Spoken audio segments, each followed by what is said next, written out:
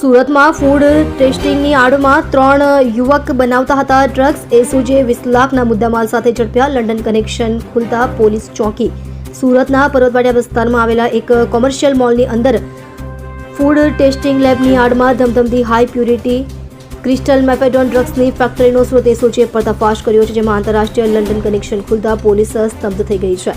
અમરોલીમાંથી 236 ગ્રામ drugs સાથે ઝડપાયેલા જીલ ઠુમરની કબૂલાત બાદ પોલીસે પોલારિસ શોપિંગ સેન્ટરની લેબમાં દરોડા પાડી ડ્રગ્સ બનાવનાર સિનિયર ટેકનિશિયન સહિત કુલ 3 શખ્સોની ધરપકડ કરી છે. લંડનમાં બેઠેલા માસ્ટર માઇન્ડના ઇશારે અને ફાઇનાન્શિયલ મદદથી શહેરમાં જ નશાનું ઝેર તૈયાર કરી યુવાતોને રવાડે ચડાવવાના આ કાવતરામાં પોલીસે 2,92,000નો મુદ્દામાલ, તૈયાર ડ્રગ્સ અને જ્વલનશીલ કેમિકલ્સનો જથ્થો જપ્ત કરી વધુ તપાસ હાથ ધરી છે. હાલમાં પોલીસે આ તમામ આરોપીઓ વિરુદ્ધ NDPS એક્ટ હેઠળ કડક કાર્યવાહી શરૂ કરી છે. લંડનમાં બેઠેલા માસ્ટર માઇન્ડ સુધી પહોંચવા માટે પોલીસ ડિજિટલ પુરાવાઓ અને 3 મોબાઈલ ફોન કિંમત ₹1,15,000ની કબજે કરી આગળની તપાસ કરી રહી છે.